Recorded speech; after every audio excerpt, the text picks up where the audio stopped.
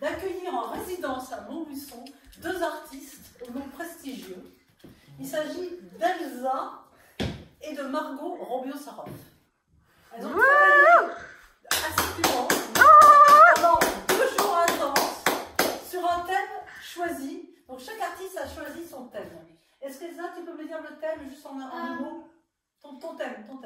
Bah, les éléments. Les éléments. Et Margot?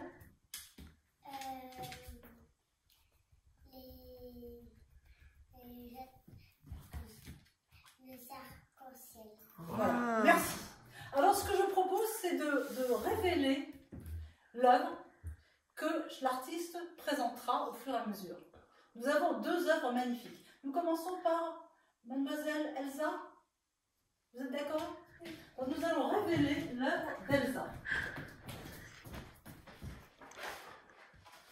Alors Margot peut rejoindre le public. Tu peux rejoindre le public parce qu'après tu seras appelé. Alors attention. Voici l'œuvre. Mais une œuvre les éléments a souvent besoin, pas toujours, mais plus souvent, de quelques explications. Donc Elsa, on va lui donner la parole pour présenter son travail. J'ai voulu présenter 2 éléments, le feu et l'eau. J'ai essayé de les présenter avec des contours, comme ça on comprend un peu plus ce que j'ai dessiné.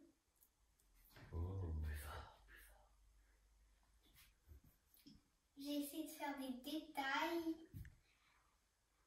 autour qui ressemblent de mon imagination. J'ai remarqué, Mademoiselle Elsa Robio, que vous avez choisi 2 personnages féminins pour présenter des éléments. On sait que les éléments, on les présente sous forme masculine en général. Et là, pourquoi avez-vous choisi des éléments féminins? Parce que je croyais que pour moi, je préfère un peu, et je comprends pas pourquoi, à chaque fois, plutôt les dieux, c'est plutôt les garçons qui vont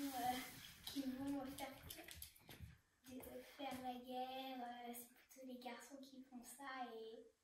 Ah oui, on a remarqué aussi, par exemple, le dieu de la mer, hein, on pense toujours à Neptune ou Poséidon, et là vous avez choisi une figure féminine qui est d'ailleurs magnifique. Qu'est-ce que vous avez voulu exprimer avec ce personnage avec des cheveux flottants? Est-elle dans l'eau ou sort-elle de l'eau?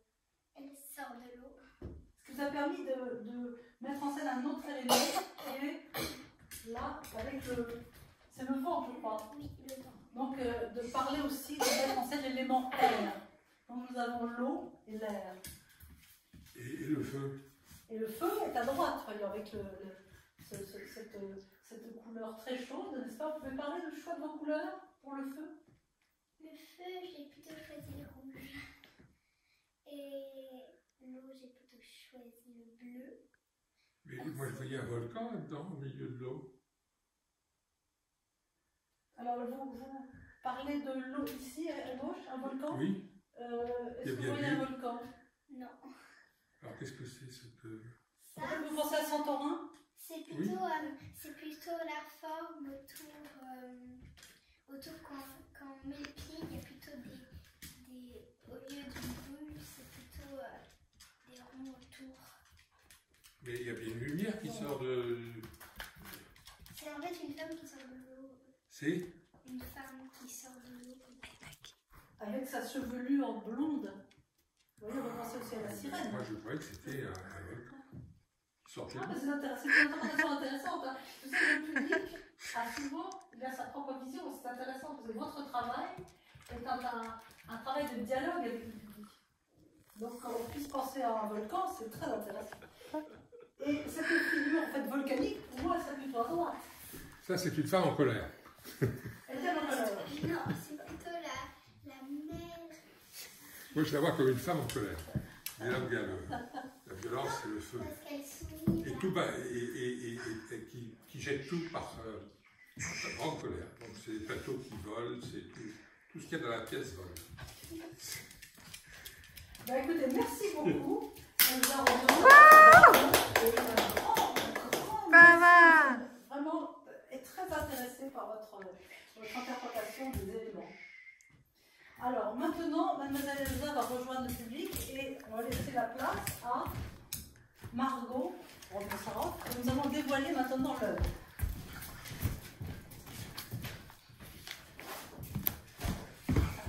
Attention, vous allez en prendre plein la vue avec les couleurs. Oh là là!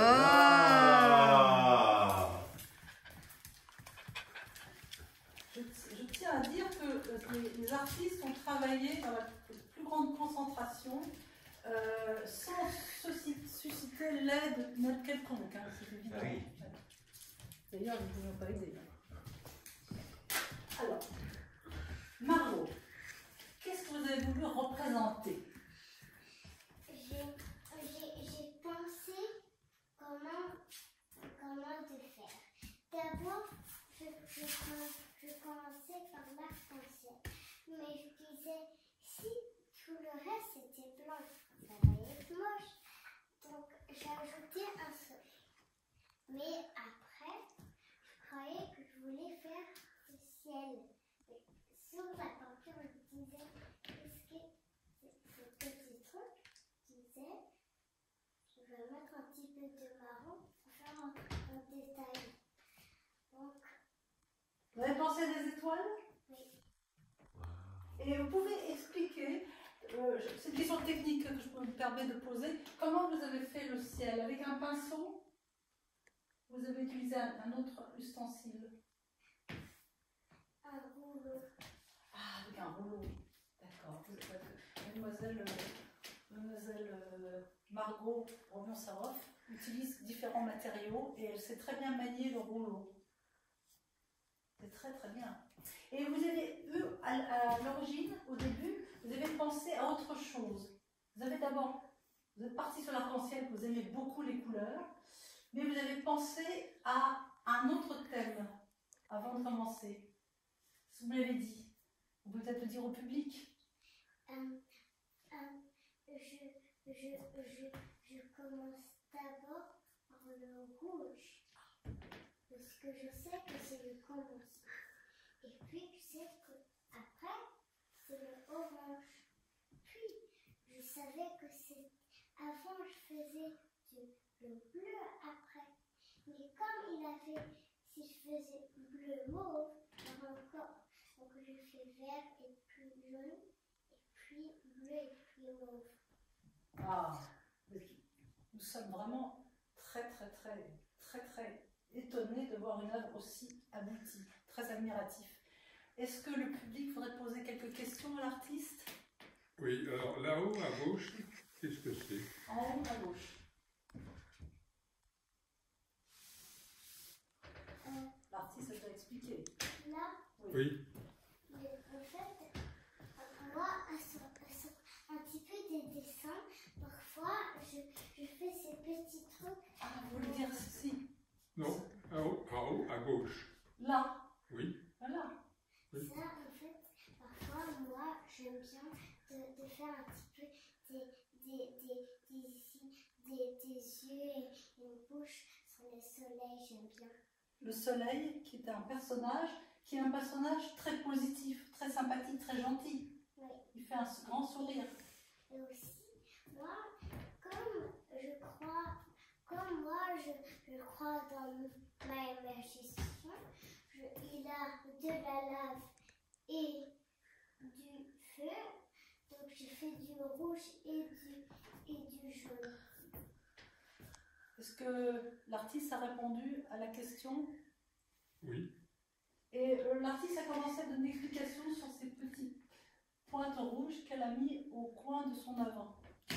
Parce que moi, parfois, j'aime bien de faire des trucs, des trucs comme ça un petit peu, pour faire un petit peu joli, faire des détails. Des détails, des touches de couleurs qui interrogent le spectateur. Oui. C'est très réussi, hein. Je ne sais pas ce que vous en pensez. Oui, Elsa a une question à poser. Même si je sais, je me demande juste comment elle a fait pour... comment as-tu fait pour faire les petits points. À chaque fois que moi je le fais, bah ça marche pas. Le rouleau, il a pris un petit peu de marron, ça fait quand je roulais, ça faisait des petits points. Et alors ça fait des petits points. Et alors, est-ce que tu voulais avant qu'il y avait des petits points ou tu n'as pas voulu? Je voulais pas, mais comme je pensais que ça payait des étoiles, bon, je dis ok. Ce sont les hasards du matériel et que l'artiste sait récupérer. Tu vois, l'artiste il ne maîtrise pas toujours complètement son œuvre. Quelquefois, le hasard décide pour lui et l'artiste travaille avec le hasard. En tout cas, cette œuvre est très aboutie. Merci Margot, merci et bravo. Voilà. Alors, il est évident que si un acquéreur se portait volontaire, vous pouvez demander. Parce qu'on ne sait pas si c'est en vente. On ne sait pas. Moi, je sais déjà mon prix.